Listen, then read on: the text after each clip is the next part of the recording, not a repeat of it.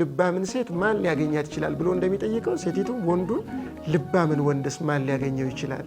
ማጨት አለብኝ ሲል የሚያጨው ማንን ነው የሚል ጥያቄ ስንጠይቅ ኦርቶዶክሳዊ ሃይማኖት ያላትን ሴት ነው። እሷ የምትመርጠው ማንን ነው? ኦርቶዶክሳዊ ሃይማኖት ያለውን ሰው ነው። አንዲት ሴት ማግባት ስትፈልግ በነገራችን ላይ ማወቅ አለባት ስለ ቤተክርስቲያን አስተምሮ፣ የቤተክርስቲያን የህይወት ዓላማ ምንድን ነው፣ ቤተክርስቲያን ለምንድን ነው የምትኖሩት ብላ ነው የምታስተምረን የሚለው ማወቅ አለባት እንጂ እሱም ይሄንን ሳያውቅ እሷም ይሄንን ሳያውቅ የሚተጫጩ ከሆነ በጣም ብዙ ችግሮችን ይፈጥራሉ። በስመ አብ ወወልድ ወመንፈስ ቅዱስ አሐዱ አምላክ አሜን። ክርስቶስ ተነሳ፣ በእውነት ተነሳ። ውድ የዚህ ሚዲያ ተከታዮች እንደምን አላችሁ? አሜን። እግዚአብሔር ስሙ የተመሰገነ ይሁን። እንግዲህ በዚህ ሚዲያ በተከታታይ የተለያዩ ጉዳዮችን እያቀረብን እንደሆነ ይታወቃል። ዛሬ ደግሞ እጮኝነትን የሚመለከቱ አንዳንድ ጉዳዮችን ለማንሳት ነው የምንሞክረው። ብዙ ጊዜ እንግዲህ ብዙዎቻችን ከምንጠይቃቸውና ከምንወዛገብባቸው መፍትሄም ከምንፈልግባቸው ጉዳዮች መካከል አንዱ እጮኝነትን ማዕከል ያደረገ ነው። ማንን ነው ማጨው? ፈቃድ እግዚአብሔር መሆኑን በምን አውቃለሁ? እንደዚህ የሚሉ ጉዳዮች፣ አንዳንድ ጊዜ ደግሞ ለአግባ ወይስ ልመንኩስ የሚሉ ጥያቄዎች ሁሉ የሚፈጠርብን ሰዎች እንኖራለን። እንግዲህ ያን ሁሉ አሁን አጥርተን በዚህ ክፍል ላናቀርበው እንችላለን። ግን እናንተም ጥያቄዎችም በዚህ ጉዳይ ካላችሁ እነዛንም ተቀብለን በደንብ አድርገን በሌሎች ክፍሎችም እናቀርብላችኋለን። ለዛሬ ግን መነሻ አድርገን የተወሰኑ ሀሳቦችን ስለ እጮኝነት የምንነጋገረው እዚህ በመጽሐፈ ምሳሌ ምዕራፍ 31 ቁጥር 10 ላይ ልባምን ሴት ማን ያገኛታል? ወይም ልባምን ሴት ማን ሊያገኛት ይችላል? ዋጋዋ ከቀይ ዕንቁ እጅግ ይበልጣል የሚለውን መነሻ በማድረግ እንግዲህ በቤተ ክርስቲያናችን ትምህርት ማጨት የወንድ ነው። ወንዱ ያጫል፣ ይመርጣል፣ ይፈልጋል። ይህ ሲባል እንግዲህ ሴቲቱ አትመርጥም አትፈልግም ማለት አይደለም። ግን ደግሞ ሴቲቱ በልማድ በመጽሐፍ ቅዱሳዊው አስተሳሰብ በጣም በጎላው ነገረ ቤተ ክርስቲያንና ክርስቶስን በሚያስረዳው ትምህርት መሰረት አድርገን ስናስበው ወንዱ ያጫል፣ ሴቲቱ ትታጫለች፣ ወይም ወንዱ ይፈልጋል፣ ሴቲቱ ትፈለጋለች፣ ትመረጣለች ማለት ነው። እንደዚህ አይነት ሀሳብ ነው ያለው። ከሚመርጧት ደግሞ እሷ ትመርጣለች ማለት ነው። ወንዱ የሆነችን ሴት ያያል፣ ጠባይዋን ምኗን አስቦ መርምሮ አይቶ ትሆነኛለች ብሎ ያሰበውን ሴት ይጠይቃል። እሷ ደግሞ የሚጠይቋትን ወንዶች 10፣ 20፣ 30፣ 40 ብዙ ሊሆኑ ይችላሉ። ከነዛ ከሚጠይቋት ትመርጣለች። የቱ የተሻለ ነው፣ ጥሩ ጠባይ ያለው የቱ ነው፣ የቱ ይሆነኛል የሚለውን ትመርጣለች ማለት ነው። አሁን ዝርዝር ሀሳቡን በዚህ ጉዳይ ላነሳ አይደለም። ግን እንግዲህ መጽሐፍ ቅዱሱ እንደሚናገረው ልባምን ሴት ማን ሊያገኛት ይችላል ብሎ እንደሚጠይቀው ሴቶችም እንዲህ ብለው መጠየቅ ይችላሉ ማለት ነው። ልባምን ወንድ ማን ሊያገኘው ይችላል? ልክ ሴቲቱን ወንዱ ልባምን ሴት ማን ሊያገኛት ይችላል ብሎ እንደሚጠይቀው ሴቲቱን ወንዱን ልባምን ወንድስ ማን ሊያገኘው ይችላል ብላ ልትጠይቅ ትችላለች። ይህ በእንዲህ እንዳለ እንግዲህ ስለ እጮኝነት ስናስብ መጀመሪያ የምንጠይቃቸው ጥያቄዎች ይኖራሉ በእኛ ሕሊና ውስጥ ማለት ነው። እንግዲህ በልማድ እንደሚታወቀው ዝም ብለው ልጆች ከ5ኛ፣ ከ6፣ ከ7ኛ ክፍል ሁሉ ጓደኛ የሚይዙ እንዳሉ ይታወቃል። ዝም ብሎ ጓደኝነት እንግዲህ እነዚህ አይነት ልማዶች፣ እድገቶች በጣም ብዙ ችግሮችን ሊፈጥሩ ይችላሉ። ኋላ ላይ ዝም ብሎ አንድ ወንድ ከአንዲት ሴት ጋር ጓደኛ የሆነ ይህን ፍቅረኛ ምናምን እያለ 7ኛ፣ 8ኛ፣ 9ኛ፣ 10ኛ ክፍል ምንም ኦብጀክሽን አላማ እንደዚህ ሳይኖራቸው ገና ሳይደርሱ ብስለቱ አስተውሎቱ ሳይኖራቸው እንዲህ የሚያደርጉ ሰዎች ይኖራሉ። ያ ብዙ ችግሮች ይኖሩታል። ግን እሱን ለጊዜው እናቆየውና ለዚህ የደረሱ አካላትን በተመለከተ ማንን ነው ማጨው፣ እንዴት ነው ማጨው የሚሉ ጉዳዮችን ነው እንግዲህ በስፋት ወይም በተወሰነ መጠን ቢሆን ለማሳየት የምሞክረው ማለት ነው። እንግዲህ አንድ ሰው መጀመሪያ መወሰድ ይኖርበታል። በቤተ ክርስቲያናችን ትምህርት ወደ እግዚአብሔር መንግስት የምንነጠቅባቸው ሁለት ክንፎች አሉ። ቅዱስ ኤፍሬም ሶርያዊ እንደሚናገረው አንደኛው ጋብቻ ነው፣ ሁለተኛው ደግሞ ምናኔ ነው፣ የምንኩስና ህይወት ማለት ነው። ስለዚህ እነዚህ ሁለቱ ህይወቶች ወደ እግዚአብሔር መንግስት ጉዞ የምናደርግባቸው ህይወቶች ናቸው እና አንድ ሰው እያደገ ለአካላዊ ብስለት ሲደርስ ያን ጊዜ ቆሞ ይለያል። የትኛው ነው የኔ ምርጫ የሚለውን አስቦ ጸልዮ እግዚአብሔርን ጠይቆ ካህን የንስሐ አባቱን አማክሮ እንደዚህ አድርጎ ወደ ማግባት ሲያደላ አይ በቃ እኔ መኖር ያለብኝ አግብቼ ነው ሚል ሐሳብ ሲመጣ ከዛ በኋላ ነው እጮኝነት የሚለው ጉዳይ የሚኖረው። እንግዲህ ይሄ ሰው ማግባት የሚለውን ሲመርጥ ምንድን ነው ማግባት የሚለውን ጥያቄ ይጠይቃል። ከሁለቱ ምርጫዎች ውስጥ ከምናኔና ጋብቻን መርጧል። ከመረጠ በኋላ እንግዲህ አሁን ማንን ነው ማጨው፣ እንዴት ነው ማጨው የሚሉ ጥያቄዎችን መጠየቅ ይኖርበታል። ለምንድን ነው ራሱ ማጨው? ብዙ ጊዜ ብዙ ሰዎች ለምን እንደሚያጩ ዝም ብለው፣ አንዳንዶቹ ለምን እንደሚያጩ ሳያውቁ የሚያጩ ሰዎች አሉ። አንዳንዶቹ ደግሞ የሆነን ችግር ማዕከል አድርገው የሚያጩ ሰዎች አሉ። ይኸውም ምን ማለት ነው? ምግብ ማብሰል አልችልም፣ ጥሩ ምግብ መስራት ስለማልችል እንደው ጥሩ ሴት ባገኝና እሷን ባጫት ጥሩ አድርጋ ታበላኛለች እንደዚህ። ወይም ደግሞ አንዳንዱ ገንዘብ ይፈልግና እሷን እንደዚህ ባጭ ወይም እሱን እንደዚህ ባጭ እንደዚህ ገንዘብ ስለማገኝ እንዲህ ብሎ የሚያጭ አለ። በሌላ በኩል ደግሞ መልኳን ያይና መልኳ ስለሚያምር ስለዚህ ምናምን ብሎ የሚያጭ አለ። መልክን ማዕከል አድርጎ የሚያጭ አለ። ገንዘብን ማዕከል አድርጎ የሚያጭ አለ። የሆነ ጊዜያዊ ነገር ለጊዜው የቸገረውን ነገር እንትን ለማለት ለመላቀቅ ብሎ የሚያጭ አለ። ወይም ብቻዬን ስለሆንኩኝ ብቸኝነት ጥሩ ስላልሆነ እንደው በቃ ዝም ብዬ ባገባ ብሎ ኮንሰፕቱ ሳይኖረው እንዲሁ ዝም ብሎ የሚያጭ ሰው አለ። ስለዚህ የተለያየ አይነት ምክንያቶች ይኖራቸዋል ሰዎች። ወይም አንዳንዱ ፕሮፐርቲው ስላለው ገንዘቡ አለኝ እድሜም ደርሷል እንደዚህ ስለሆነ ስለዚህ አሁን ማግባት ነው ያለብኝ ብሎ ዝም ብሎ የሚያጭም ሰው አለ። ስለዚህ እነዚህ ለምን እንደሚያጩ የማጨትን መሰረታዊ ዓላማ ወይም ሐሳብ ሳይረዱ የሚያጩ አካላትን ነው የሚመለከተው። ብዙዎች እንዲህ ያደርጋሉ። ግን በዚህ መንገድ መጥተው ስርዓት ባለው ወዳለው ጋብቻ የሚመጡ ትዳራቸውም ብዙ የተባረከላቸው ሰዎች ይኖራሉ። ግን አካሄዱ በደንብ ጥርት ብጥር ንጥር ያለ የተስተካከለ መሆን አለበት የሚለውን እንድትገነዘቡ ከማለት ነው። እንግዲህ አንድ ሰው ማጨት ሲፈልግ ራሱ ማጨት ምንድን ነው የሚለውን ጥያቄ መመለስ ይኖርበታል። ለምንድን ነው ማጨው? ከታጨ እንግዲህ አንድ ሰው ማግባት የሚለውን ነገር መጀመሪያ ሳያስብ ማጨት የለበትም። አገባለሁ ብሎ ካሰበ በኋላ ሲያጭ የሚያጨው በዋናነት መስፈርት አድርጎ የሚያስቀምጠው ሃይማኖትን ነው። ልብ በሉ። ይሄ ዋናው የማግባት የፈለገ ሰው የሚያጨውን ሰው ሲያጭ መስፈርት አድርጎ የሚያስቀምጠው ነገር መጀመሪያ ሃይማኖት ነው። እንግዲህ በመጽሐፍ አብርሃም ሎሌውን ለይስሐቅ ሚስት ሲፈልግ ወደ ሀገሩ ሰዎች ነበር የላከው እና ወደ ሀገሩ ሰዎች ኦሪት ዘፍጥረት ምዕራፍ 24 ላይ እንደተጻፈ የአብርሃም ሎሌ ወደዛ ሄዶ የእግዚአብሔርን መልአክ እንደሚረዳው እግዚአብሔርም ከሱ ጋር እንደሆነ አብርሃም በነገረው መሰረት ሄዶ በውሃ ዳር አካባቢ ላይ መሸት ሲል ይቆማል። ያን ጊዜ ውሃ ሊቀዱ ሴቶች ሲመጡ አንድ ጸሎት ወደ እግዚአብሔር ይጸልያል።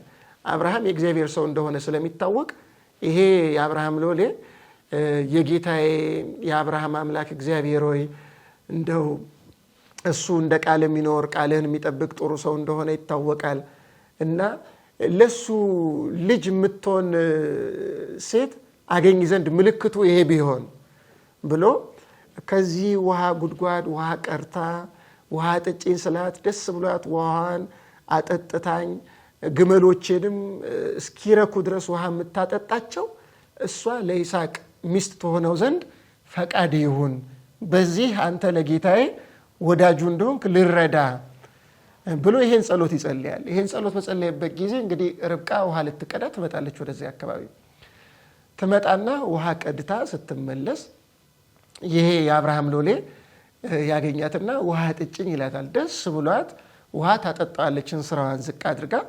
ከዛን ግመሎችንም አጠጣልሃለሁ ብላ እየቀዳች የመጣች ውሃ ለግመሎቿም ታጠጣቸዋለች ማለት ነው። እና ያን ጊዜ ይሄኛው ሎሌ ምልክት ብሎ የጠየቀው ጥያቄ በዚህ መንገድ የተሳካ ወደ መሆን መጥቷል። ስለዚህ ዝርዝር ሐሳቡን ትተን ለይስሐቅ አብርሃም የላከው የአብርሃም ሎሌ እጮኛ ያገኘው በውሃ ዳር አካባቢ ነው። ይሄ በቤተክርስቲያን ሊቃውንት ብዙ ተተርጉሟል፣ ተብራርቷል።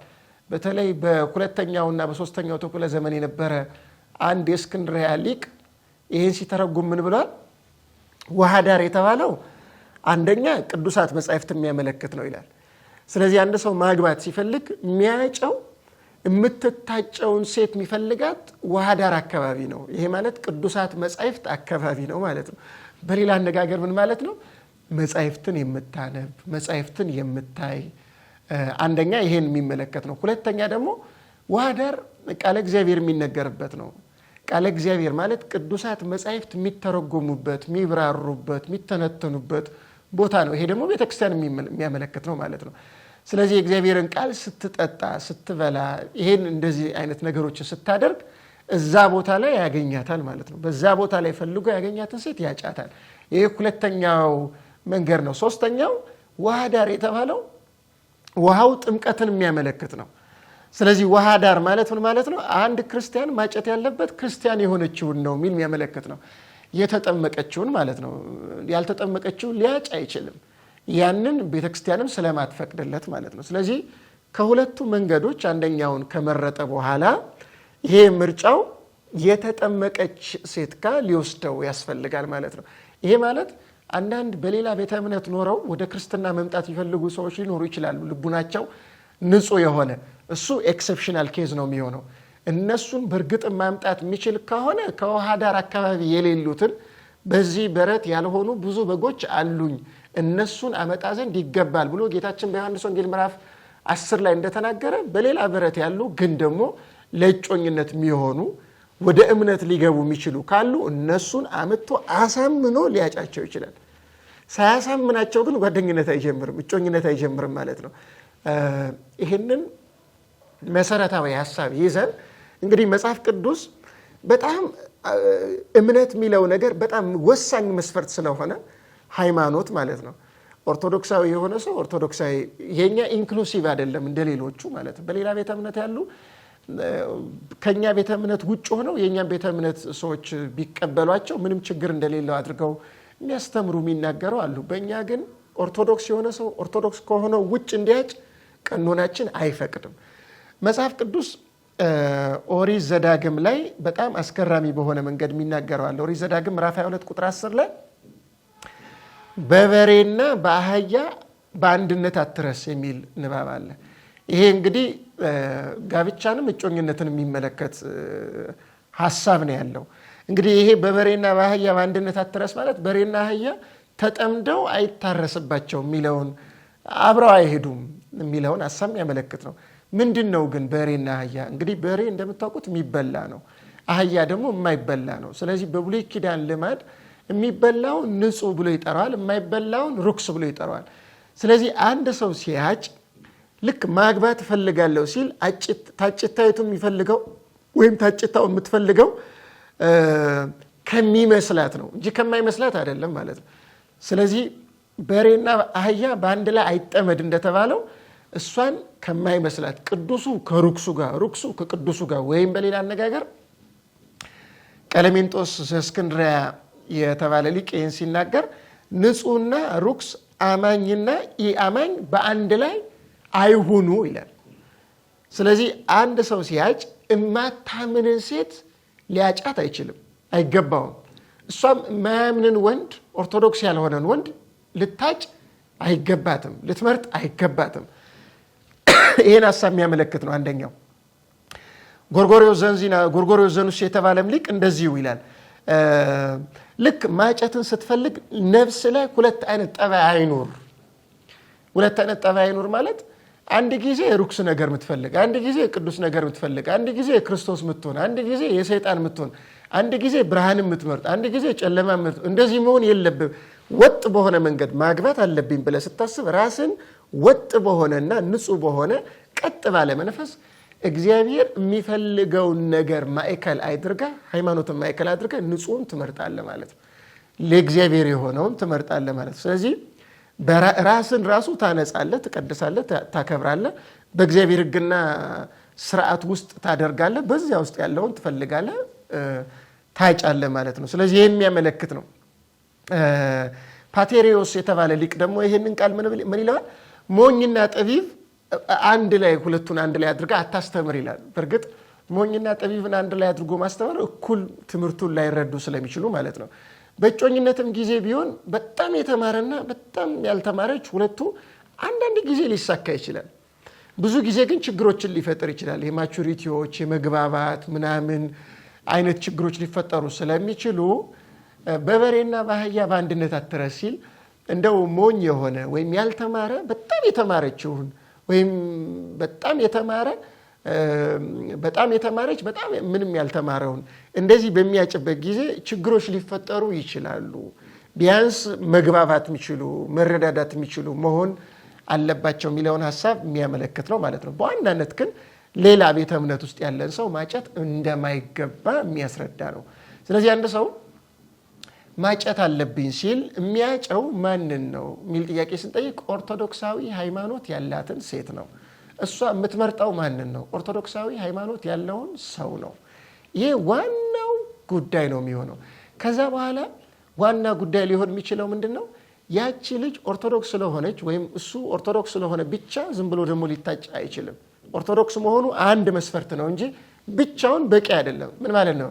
ኦርቶዶክስ ሆኖ መስቀል አድርጎ ወይም መስቀል አድርጋ ለክርስትናው ማትገዛ ወይም ለክርስትናው ማይገዛ መጾም የማይፈልግ መጸለይ የማይፈልግ መስገድ የማይፈልግ ንስሐ መግባት የማይፈልግ መቁረብ የማይፈልግ መቁረብ የማትፈልግ ንስሐ መግባት የማትፈልግ መጾም መጸለይ እንደዚህ የማይፈልግ በጣም ብዙ አይነት ሰዎች አሉ። እነዚህ ሰምተው የሚስተካከሉ ከሆነ አስተካክሎ እነሱን እጮኛ ማድረግ ችግር የለውም። ግን ደግሞ የማይሰሙና አይኔ መቁረብ አልፈልግም፣ ንስሐ መግባት አታጨናንቁኝ፣ ንስሐ መግባት አልፈልግም፣ መቁረብ አልፈልግም፣ ቤተክርስቲያን መሄድ አልፈልግም ሚል ከሆነ ወይም ምትል ከሆነ እንደዚህ አይነቷን ማጨት ቤተክርስቲያን አትፈቅድም። እነዚህ ወደ ክርስትናው አስተምሮ ትክክለኛ ግብ ውስጥ አልገቡም ወይም ትክክለኛውን የክርስትናው መንገድ አልያዙትም። ስለዚህ እንደዚህ ያለውን አካል እንድናጭ አትፈቅድም ቤተክርስቲያናችን። ይሄ ሌላኛው ጉዳይ ነው ማለት ነው። ስለዚህ እምነቱ ከታየ በኋላ ከእምነቱ በኋላ ሁለተኛ የሚታየው ምንድን ነው ማለት ነው? ምግባሩ ነው።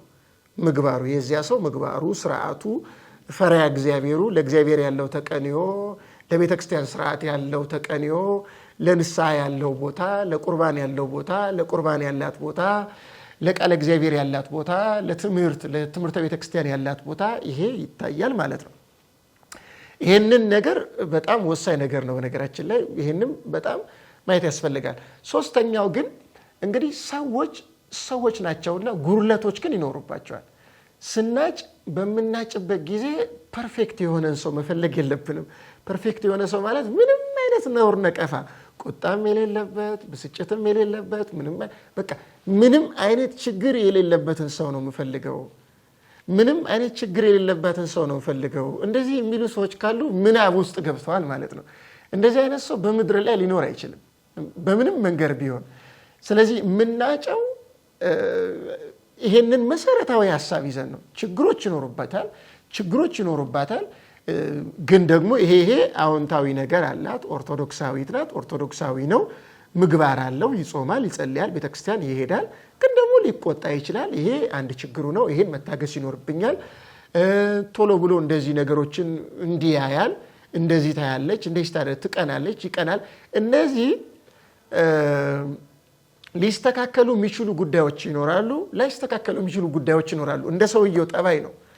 ስለዚህ እነዛን ጉዳዮች በጣም በጥንቃቄ ሆነን ነው የምናያቸው ማለት ነው። ስለዚህ በዋናነት አንድ ሰው ማጨት ሲፈልግ ኦርቶዶክሳዊ የሆነ ሰው፣ ኦርቶዶክሳዊት የሆነች ሴት ይፈልጋል።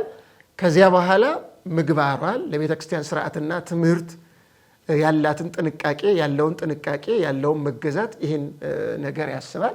ከዚህ ሶስተኛ ቅድም እንዳልኩት ጉድለቶች ደግሞ ይኖሩበታል። አንዱን እንግዲህ የምንተጫጨው በኋላ ልንጋባ ስለሆነ በምንጋባበት ጊዜ ምናባዊ ህይወት እንዳንኖር በእጮኝነት ጊዜ ውስጥ እንግዲህ እሷ ችግሮች ቢኖርባት ያንን ችግር መቀበል አለብኝ። ችግሯ እንድታስተካከል መርዳት መድኃኒት መሆን አለብኝ። እሷም ልክ በዚሁ በተገላቢጦሹ ማለት ልረዳው፣ ልደግፈው፣ እንዲህ ላደርገው ያስፈልጋል ብላ የምታስብ አይነት ሴት ልትሆን ያስፈልጋታል። ይህ ከሆነ በኋላ እንግዲህ ሌሎቹን ክራይቴሪያዎች ሰዎች ስለሆን የምንፈተንባቸው ይኖራሉ። ይህንን መሰረታዊ ነገር ይዘን ገንዘብን እንደ ዋና ጉዳይ አድርገን አናስበው። እጮኛ ማጨት ስንፈልግ የታወቀ ነው፣ ኢኮኖሚካል የሆነ ብስለት ያስፈልገናል። በገንዘብ ለማጨት የሚያስችል ሁኔታ ውስጥ መኖር ይኖርብናል። ግን ይሄ እንግዲህ አንዳንድ ጊዜ አንዳንድ ሰዎች እየሰሩ እየለፉ እየደከሙ እየወጡ እየወረዱ ምን እያሉ የሚኖሩ ሆነው ግን ብዙ ኢኮኖሚካሊ ችግር የሚኖርባቸው ሰዎች ይኖራል። እነዚህን ሁሉ ያጠቃልላል ብለን የምንናገር ከሆነ ችግር ሊፈጠር ይችላል። ምክንያቱም እነዚህ ገንዘብ ማግኘት ስለማይችሉ ወይ 2000 ብር 3000 ብር እንደዚህ ያሉ ደሞዞችን እያገኙ የሚኖሩ ሰዎችን አታግቡ፣ እየተቃጠላችሁ ኑሩ ወደ ማለት ሊወስድ ስለሚችል እንደዛ ተደርጎ አይደመደምም። ግን የሆነ ጊዜ እግዚአብሔር ባስፈለገበት ጊዜ ሊያወጣ እንደሚችል በመታወቅ ከስንፍና ራስን በማላቀቅ በሚችሉት መጠን ደጋግሞ በደንብ አድርጎ ተክቶ መስራት ግን ያስፈልጋል።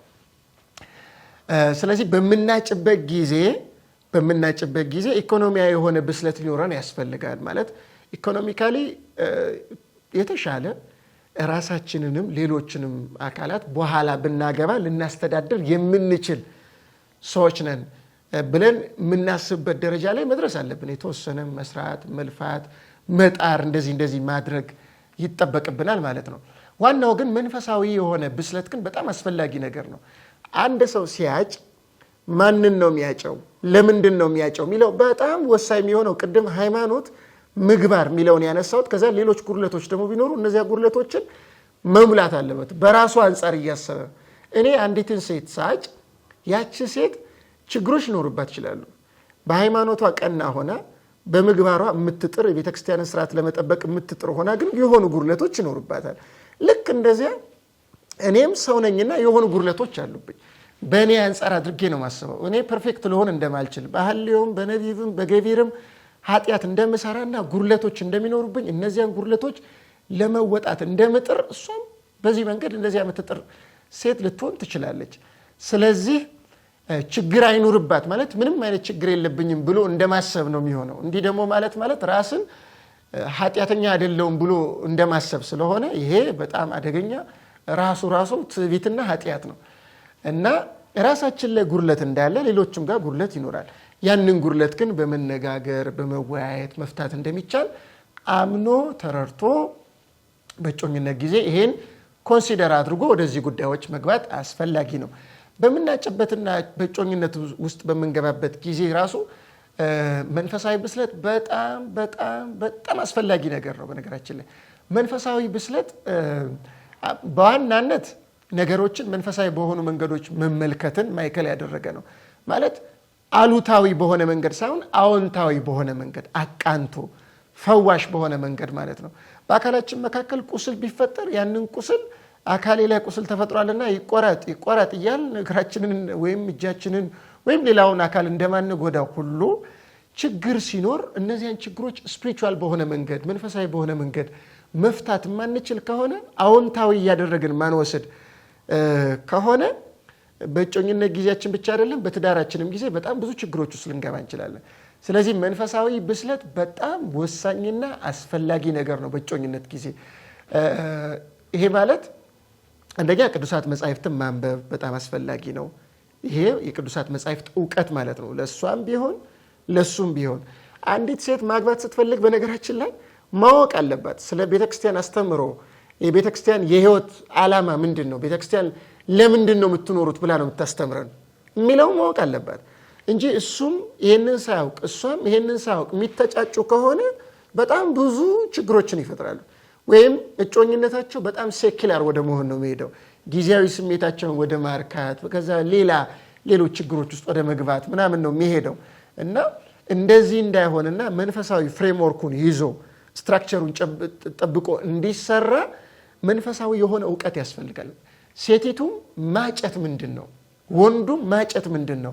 ልክ አሁን ይሄ ቤት አንድ ቤት ሲሰራ ፋውንዴሽን ያስፈልገዋል። ያ ፋውንዴሽን ለቤቱ መሰረት ነው። ነፋስ ቢመጣ፣ ዝናብ ቢመጣ፣ ጎርፍ ቢመጣ ቤቱን እንዳያናውፀው የሚከላከል ነው። ስለዚህ ፋውንዴሽን መሰረቱን በጣም ጠንካራ ካደረግነው ሌላውን ነገር እንደሚደግፈውና እንደሚይዘው ልክ እንደዚህ እጮኝነት በኋላ ለሚኖረን ህይወት መሰረት ነው። በነገራችን ላይ በጣም መሰረት ነው። በዚህ ምክንያት መንፈሳዊ ዕውቀት መረዳት ለሁለቱም አካላት በጣም ያስፈልጋቸዋል። ያ እንዲያውም ከተጋቡ በኋላ በነገራችን ላይ ሴቲቱን የጥበብ ምሳሌ አድርገው የሚናገሩ ሊቃውንት አሉ። ያገቧትን ለምሳሌ አንድ ሰው ኦርቶዶክሳዊ በሆነ መንገድ መርጦ ፈልጎ አግኝቶ አጭቶ ከዚያም በኋላ ቤተክርስቲያን በምትፈቅደው መንገድ ያገባትን ሴት እሷ ትክክለኛ ሴት ከሆነች ለሱ ጥበብ ሆና ነው የምትኖረው። ጸጋ እግዚአብሔር ጥበብ እግዚአብሔር ሆና ነው የምትኖረው። እሱ ደግሞ ለሷ የእምነት መማሪያ ሆኖ ነው የሚኖረው። ይሄ ደግሞ የሚኮነው ዝም ብሎ ልክ በተጋቡበት ጊዜ ሚራክሊየስሊ እሷ የጥበብ ምንጭ ልትሆን አትችልም። እሷ እንደዛ ልትሆን የምትችለው በእያንዳንዷ በንግግሯ፣ በእቅዷ፣ በአስተሳሰቧ፣ በአመለካከቷ ቅዱሳት መጻሕፍትን ማዕከል አድርጋ የምትኖር ከሆነ ነው። ለዚህ ደግሞ ከመታጨቷ ቀድማ መታጨትን የምትፈልግ ሴት ቅዱሳት መጻሕፍትን ማንበብ አለባት። ሕይወቷን በቅዱሳት መጻሕፍት ውስጥ አድርጋ መኖር፣ እሱም ልክ እንደዚያ አድርጎ መኖር አለበት። ልክ እሱም በመጻሕፍት ውስጥ ካለ እሷም በመጻሕፍት ውስጥ ካለች ሁለቱ ሲገናኙ መግባባት ይችላሉ። ችግሮች ቢፈጠሩ በመጻሕፍት ይፈታሉ ማለት ነው። ስለዚህ መንፈሳዊ የሆነ ዕውቀት በጣም አስፈላጊ ነው። ሌላው በዚሁ በመንፈሳዊነት ውስጥ በምናጭበት ጊዜ በጣም ቀና የሆነ አዎንታዊ የሆነ ምልከታ ደግሞ በጣም ወሳኝ ነው። አቅንቶ መረዳት ማለት ነው። የሆነ ችግር የሆነ ስህተት እሷ ስትሰራ እጮኛ ካደረጉ በኋላ ችግሮች ስትፈጥር በአንድ ጊዜ እንዴት እንደዚህ ታደርጊያለሽ፣ እንዴት እንደዚህ ይደረጋል ምናምን ብሎ ነገሮችን በአሉታ ብቻ ተመልክቶ ሌላ ችግር ውስጥ ከመግባት በአዎንታ ማየት፣ ምናልባት አልቻለም ሊሆን ይችላል፣ ምናልባት ሌሎች ሰዎች አስተውት ሊሆን ይችላል፣ ምናልባት ሳያስበው ስቶ ሊሆን ይችላል። እንደዚህ እያሉ እድል ሰጥቶ ማሰብ በጣም አስፈላጊ ነው። ግን ይሄ ሁልጊዜ እንደዚህ ይደረግ ደግሞ ማለት አይደለም። በነገራችን ላይ እያንዳንዱ ነገር መጠን አለው። ክርስትና መጠን ነው፣ ዝም ብሎ ልቅ አይደለም። ስለዚህ በመጠን ውስጥ ሆነን ነው ነገሮችን በጣም አዎንታዊ አድርገን ስርዓት ባለው መንገድ ይሄ ዲሰርንመንት ኖሮን መለየት ኖሮን በማስተዋልና በጥንቃቄ የምንመረምረው ማለት ነው። ስለዚህ በእጮኝነት ውስጥ እነዚህ ቁልፍ ሀሳቦች በጣም ወሳኞች ናቸው። እነዚህን ሀሳቦች ያልያዘ ሰው በጣም ብዙ ምስቅልቅል ውስጥ ነው የሚገባው። በነገራችን ላይ እጮኛ ሆኖ ራሱ መኖር አይችልም። አንድ ጊዜ የሆነችዋን ይዛል ይተዋል፣ የሆነችዋን ይዛል ይተዋል፣ የሆነችዋን ይዛል፣ እንዲህ እያለ ነው የሚሄደው። ኋላ ትዳርንም እየጠላ ሌሎች ችግር ውስጥ እየገባ ነው የሚሄደው። ስለዚህ እንዲህ ከመሆኑ አስቀድሞ ይህንን ነገር በጣም በጥንቃቄ ሆኖ ሊያየው ያስፈልጋል። ስለዚህ እጮኝነት በጣም የከበረ መሰረት ነው።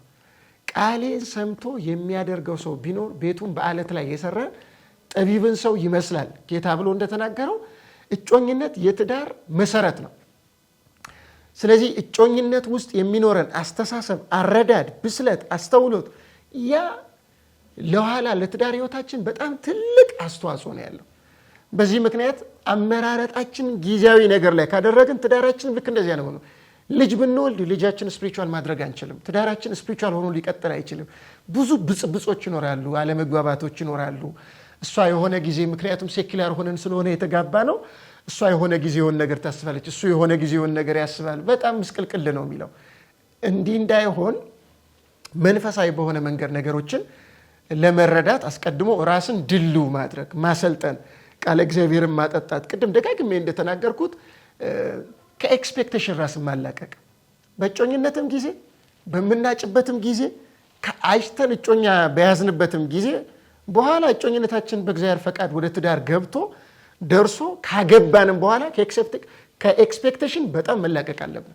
ኤክስፔክቴሽን ማለት ለምሳሌ እኔ ስለሷ እንዲናት ብዬ ማስበው ይኖራል። እሷም ስለ እኔ እንዲህ ነው ብላ የምትዘረዝረው ይኖራል። ከዛ በኋላ የሆነ ጊዜ እሷ ከምታስበው ተቃራኒ ሳደርግ ወይም እሱ ከሚያስበው ተቃራኒ ነገር ሲደረግ በጣም ግጭቶች ይፈጠራሉ። እንዴት እንዲህ ይሆናል? እኔ እኮ እንዲህ ነበር እሱ የምጠብቀው፣ እሷን እንዲህ ነበር የምጠብቀው። ይሄ ሊሆን እንደሚችል አስቀድሞ ገምቶ ማለት ችግሮች ሊፈጠሩ እንደሚችሉ የማይጠብቁ እንኳን ችግሮች በእጮኝነት ጊዜ ሊፈጠሩ ይችላሉ። ግን እነዛ ችግሮች እግዚአብሔር ካስቀመጠው የእጮኝነት ሕግ ያቃርናሉ ወይ? በመሰረታዊነት ማለት አንድ ሰዎች ሁለት አካላት ኦርቶዶክስ ሆነው እጮኛ ከሆኑ በኋላ አንደኛው ሃይማኖት ከቀየረ ይሄ በጣም መሰረታዊ ነገር ነው። አንደኛው ጾም፣ ጸሎት፣ ስግደት፣ ንስሐ አቁሙ አያስፈልግም ምናምን ወደሚል ከሄደ ይህም አደገኛ ችግር ነው የሚሆነው። ግን ደግሞ ወደ ስህተት እየሄደ ያለን አካል ማከም፣ እንዲስተካከል መርዳት ደግሞ ከኛ እንደሚጠበቅ ሐኪም መድኃኒት መሆን ከኛ እንደሚጠበቅ ደግሞ መርሳት አስፈላጊ አይደለም። ስለዚህ እጮኝነት የሚለው ነገር በጣም በመሰረታዊነት እነዚህን ቁልፍ ጉዳዮች ይዞ በእነዚህ ጉዳዮች ላይ የሚሽከረከር በጣም ወሳኝ ነገር ነው። ስለዚህ በምናጭበት ጊዜ አእምሯችንን በጣም ማብሰል አለብን። እንግዲህ እጮኛ ከሆን በኋላ የሚቀጥለው ስቴጅ ትዳር ስለሆነ የሚሆነው አእምሯችን በጣም መብሰል መብቃት አለበት። ኑሯችን የግል ውሳኔያችን የግል ከመሆን ይወጣና የጋራ ወደ መሆን ነው የሚሄደው። በእጮኝነት ጊዜም በነገራችን ላይ ፕራክቲስ የምናደርገው አንዱ እሱ ነው። ለምሳሌ ብቻዬን በምኖርበት ጊዜ የምመርጠው ነገር አለኝ። እጮኛ በሚይዝበት ጊዜ እጮኛ ከመያዜ አስቀድሜ እጮኛ የምትመርጠውን ነገር ሁሉ እንደኔ ምርጫ አድርጌ ለመውሰድ ራሴን ማሰልጠን ይኖርብኛል።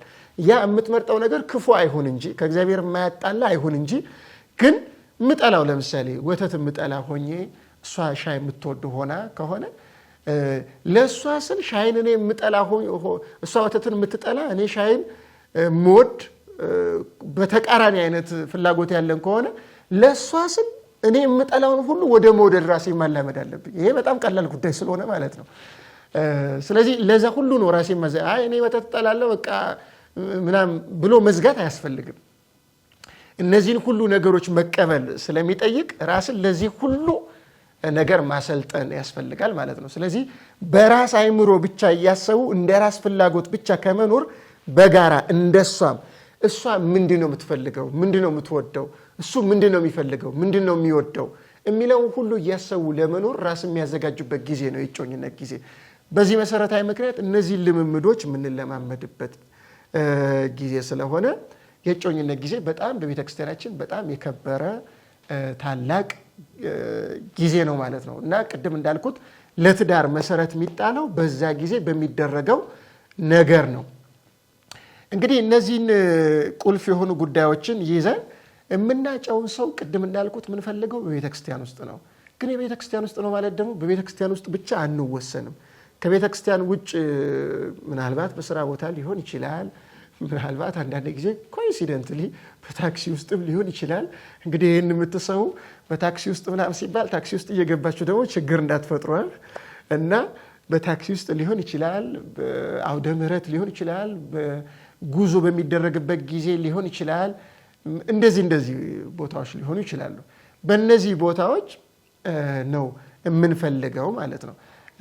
ስለዚህ መጀመሪያ እንፈልጋለን፣ ከዛ የፈለግነውን አካል እንቀርባለን።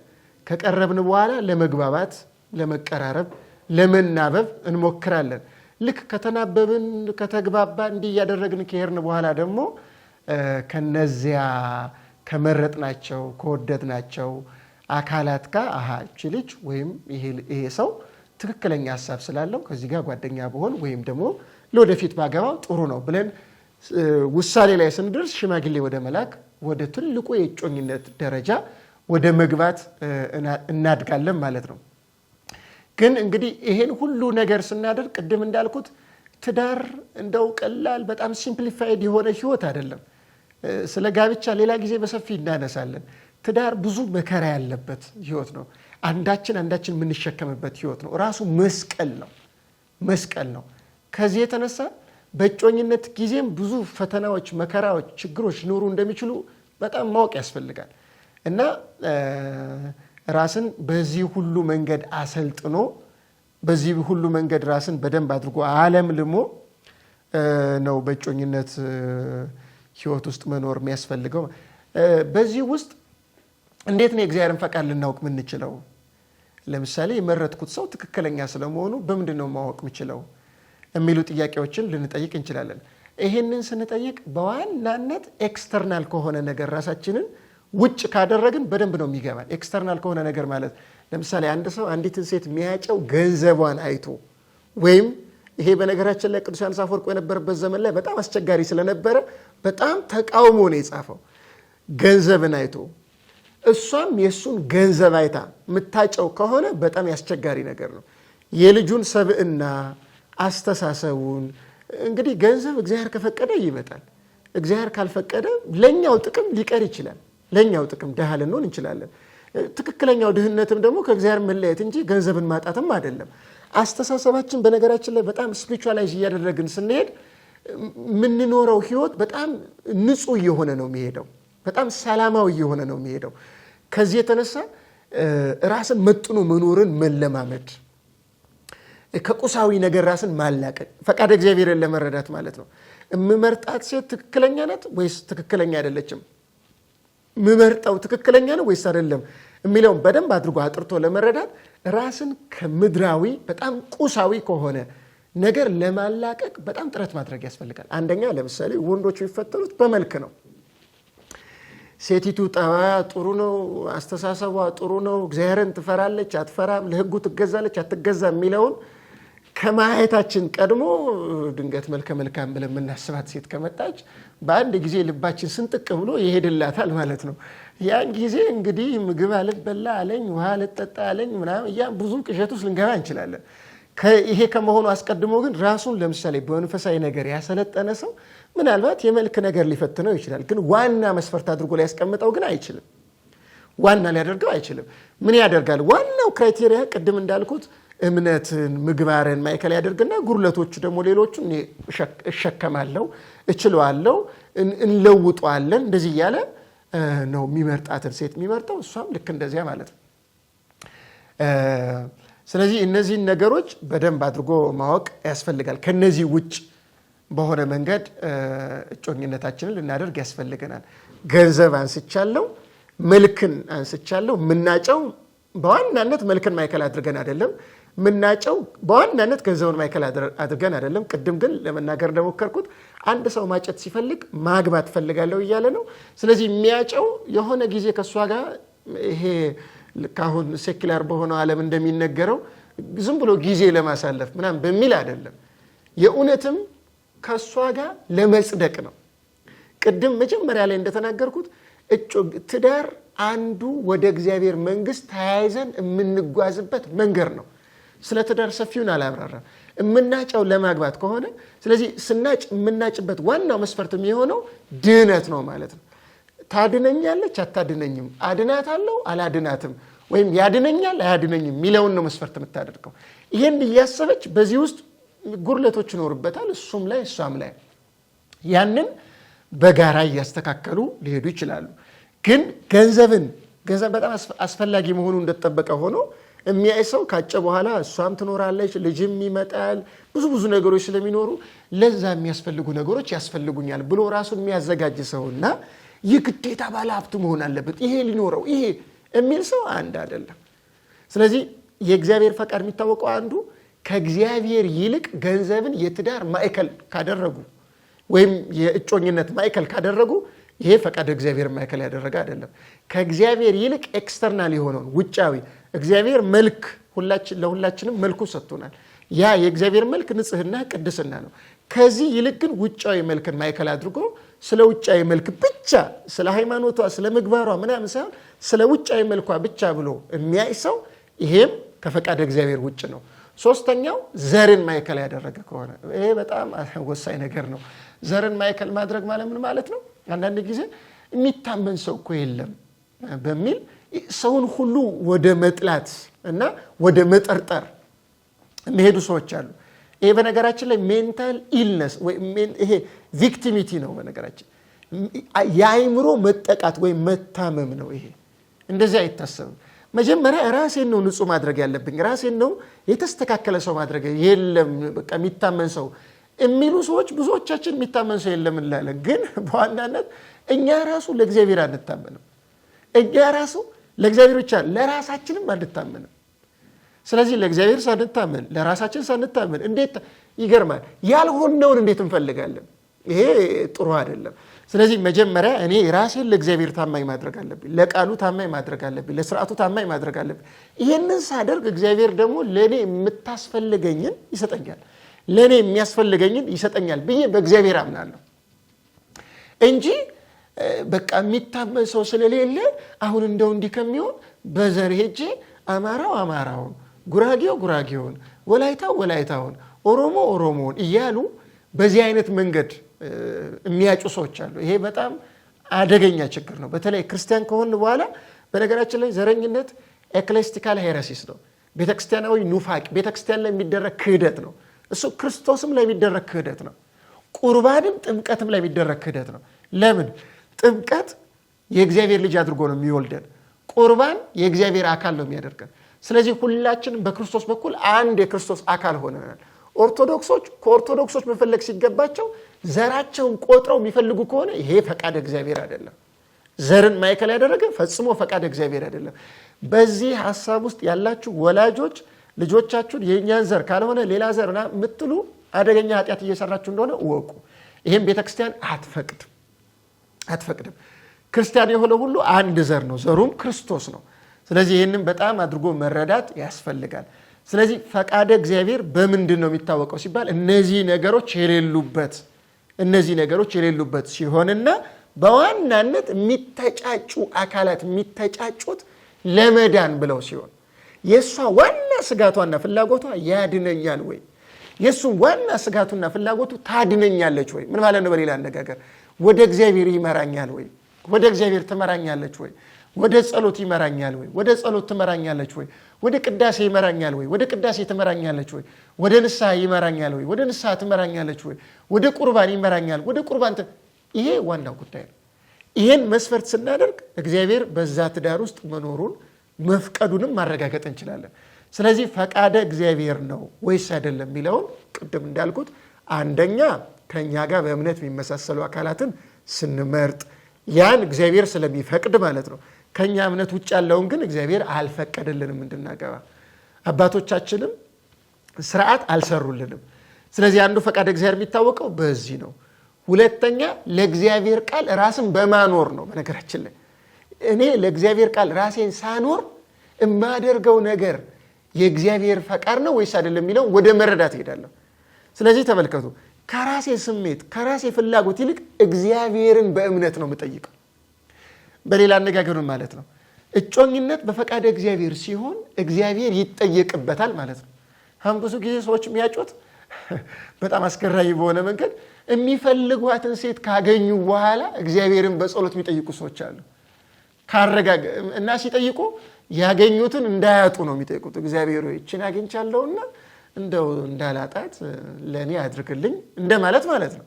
ይሄ ያለ እግዚአብሔር ፈቃድ እግዚአብሔር ፈቅዷል አልፈቀደም የሚለውን አስቀድመው ከመጠየቃቸው በፊት አጽድቀው እንደው ያቺን ሴት እግዚአብሔር ተገልጦ ራሱ አይ እሷ እኮ ለአንተ አትሆንም ጥሩ አይደለችም ቢለው ራሱ አይ በዚህ ረገድ እግዚአብሔርን መስማት አልፈልግም የሚል አቋም ላይ ራሱን አቁሞ ልክ እግዚአብሔር እንደሚጠይቅ ሰው ደግሞ ሆኖ የሚጠይቅ ሰው አለ። ስለዚህ ፈቃደ እግዚአብሔር የሚጠየቀው እጮኛ ከመያዛችን ቀድሞ ነው የሚጠየቀው። እባክህ ጌታ ሆይ ትክክለኛይቱን ሴት አንተ ስጠኝ፣ አንተን የምትፈራ ትእዛዝን የምትጠብቅ ለቃል የምትገዛ ወደ ድህነት በማደርገው ጉዞ ላይ ረዳት የምትሆነኝ። እሷም ልክ እንዲህ ብላ ነው የምትጠይቀው። ይሄንን በጸሎት ስትጠይቅ እግዚአብሔር ለነሱ የሚሆነውን የተሻለውን ይሰጣቸዋል ማለት ነው። እግዚአብሔር ይሰጣቸዋል ደግሞ ማለት ቅድም ለማለት እንደሞከርኩት ሰውየው ወይም ሴቲቱ ከነሱ የሚጠበቅባቸውን ነገር ሳያደርጉ እጃቸውን አጣጥፈው ያው እንግዲህ ጸሎቴን እየጸለይኩ ነው እግዚአብሔር ከየትም ብሎ አንዷን ማውረዱ አይቀርም ወይም ደግሞ አንዱን ማውረዱ እግዚአብሔር አይቀርም ብላ እጇን አጣጥፋ ቁጭ ብላ አይደለም መፈለግ ይኖርባታል ማለት ነው።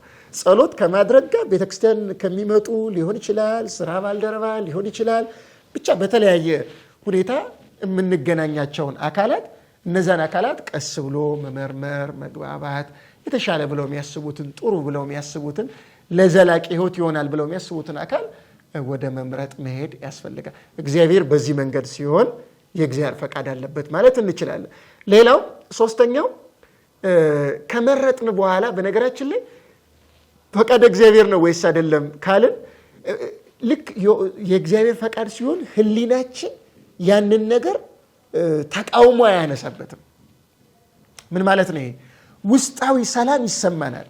ለምሳሌ የሆነችን ልጅ ብንመርጥ የመረጥናትን ልጅ የመረጥነው መንፈሳዊ በሆነ መስፈርት ውስጥ ሆነን ሳይሆን በጣም ሴኩላር በሆነ ስለ ውጫዊ ወይ ስለ ገንዘቧ ሊሆን ይችላል፣ ወይም ስለ ዝናዋ ሊሆን ይችላል ምናምን፣ ወይም እሷም ስለ ዝናው ወይም ስለ ገንዘቡ ወይም ስለ ፊዚካል አፒራንሱ ሊሆን ይሄን ማይከል አድርጋ ከሆነ የመረጠችው ይሄ ጊዜያዊ ሳቲስፋክሽን ስለሆነ የሚሰጣት ምንም አይነት ስፒሪቹዋል የሆነ ሳቲስፋክሽን ልታገኝ አትችልም። ውስጣዊ ሰላምና ትክክለኛ ደስታ ልታገኝ አትችልም። ህሊናዋ ጋር ተቃርኖ ይመጣባታል። እንደምታውቁት ኃጢአት የሆነን ነገር ስናደርግ ውስጣችን ትክክለኛ ሰላም አይሰማው። ኃጢአት ያልሆነን ጽድቅን ስናደርግ ውስጣችን ሰላም ይሰማዋል። ለምሳሌ የተራበን ሰው አብልቶ የተራበ በማብላቴ እኮ ተጸጸትኩ ሚል ሰው የለም። የተቸገረን በመርዳት የታመመን በመርዳት እንደዛ ሚል የለም። እርካታና ደስታ ነው የሚሰማው። ልክ እንደዚህ ምርጫችን ትክክለኛ ከሆነ ውስጣዊ ሰላምና ደስታ ይሰማናል። ግን ያን ሁሉ ደግሞ እግዚአብሔርን በጸሎት በንጽህና ሆኖ በመጠየቅ የሚያረጋግጡት ሁሉ ነው። ስለዚህ ስንመርጥ መስፈርቴ በዋናነት የእግዚአብሔርን ቃል ማዕከል ያደረገ ነው ወይ? የአባቶችን ትምህርት ማዕከል ያደረገ ነው ወይ? ከግል ፍላጎቴ ከስሜቴ በእኔ ስሜት ነው የመረጥኩት፣ በእግዚአብሔር ፈቃድ ነው የመረጥኩት። በዚህ አውድ ላይ ሆኜ ስመረምር ትክክለኛ የሆነውን የእግዚአብሔርን ፈቃድ መረዳት እችላለሁ። ስለዚህ ከዚያ በኋላ እንግዲህ በእጮኝነት ጊዜ ከመረጥኳት ወይም ከመረጠችው አካል ጋር ይቆያል ማለት ነው። እንግዲህ ሌሎች ከዚህ ጋር ተያያዥ የሆኑ ጉዳዮች፣ ጥያቄዎች እናንተም ካላችሁ ማቅረብ ትችላላችሁ። እኛም ከዚህ ጋር ተያያዥ የሆኑ ጉዳዮችን ሌላ ጊዜ ትዳርንም በተመለከተ በስፋት የምናቀርብ ይሆናል። እግዚአብሔር አምላካችን እንግዲህ ዛሬ የተነጋገርነውን በየልቡናችን ጽላት ይጻፍልን። ያስተማረን አምላካችን እግዚአብሔር ስሙ የተመሰገነ ይሁን። እንግዲህ ይህንን ሚዲያ የምትመለከቱ ኦርቶዶክሳውያን ወጣቶች፣ በአጠቃላይ ወንዶችም ሴቶችም እናቶችም አባቶችም ሁላችሁም ይህን የምትመለከቱ ሰብስክራይብ እያደረጋችሁ ለብዙ ሰዎች ሼር እያደረጋችሁ ብዙዎች ጋር እንዲደርስ አድርጉ። እንደ እግዚአብሔር ፈቃድ ደግሞ ለወደፊት ተከታታይ ትምህርቶችም ሌሎች ጉዳዮችም ስለሚቀርቡበት ሰዎች ወደዚህ እንዲታደሙ እንዲመጡ ማድረግ የእናንተ ድርሻ ነው። እግዚአብሔር ይስጥልን። አመሰግናለሁ።